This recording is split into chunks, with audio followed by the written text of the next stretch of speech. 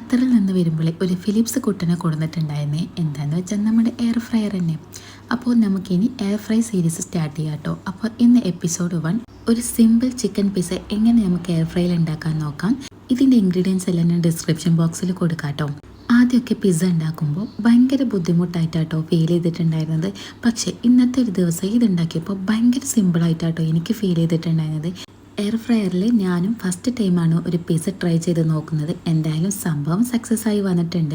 Bake ചെയ്ത് കഴിഞ്ഞപ്പോൾ ചെറിയൊരു മിസ്റ്റേക്ക് വന്നിട്ടുണ്ടായിരുന്നു. അതെന്ത് മിസ്റ്റേക്കാണെന്ന് വെച്ചാൽ നമ്മൾ ചീസ് ചൂസ് ചെയ്യുമ്പോൾ മൊസറല്ലോ ചീസ് തന്നെ ചൂസ് ചെയ്യണം. ഞാനിവിടെ സ്ലൈസഡ് ചീസാണ് എടുത്തിട്ടുണ്ടായിരുന്നത്. അത് മുകളിലാകെ സ്പ്രെഡ് ചെയ്ത് കഴിഞ്ഞ് ബേക്ക് ചെയ്ത് കഴിഞ്ഞപ്പോൾ നമ്മുടെ പപ്പടം പൊരിച്ചാൽ ഇങ്ങനെ വീർത്ത് വരുമല്ലോ, അതുപോലെ ഇട്ട് വന്നിട്ടുണ്ടായിരുന്നത്.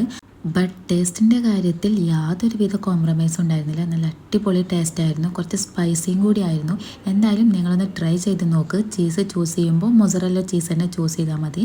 ബാക്കി ഇൻഗ്രീഡിയൻസ് എല്ലാം പക്ക പെർഫെക്റ്റ് ആണ്. ഇന്ന് നമ്മൾ 2 പിസ്സ ട്രൈ ചെയ്തിട്ടുണ്ടായിരുന്നു. അതിൻ്റെ എപ്പിസോഡ് 2 ഞാൻ നെക്സ്റ്റ് വീഡിയോ ആയിട്ട് പോസ്റ്റ് ചെയ്യാം. ഇങ്ങനെ നമ്മുടെ സിമ്പിൾ ചിക്കൻ പിസ്സ ഇതാ ഇവിടെ തയ്യാറായിട്ടുണ്ട്. അപ്പോൾ എല്ലാവരും ഒന്ന് ട്രൈ ചെയ്ത് ഫീഡ്ബാക്ക് അറിയിക്കുക. ഇനി ഇതൊന്ന് തീർത്തിട്ട് വരാം. അപ്പോൾ ഓക്കെ, ബൈ.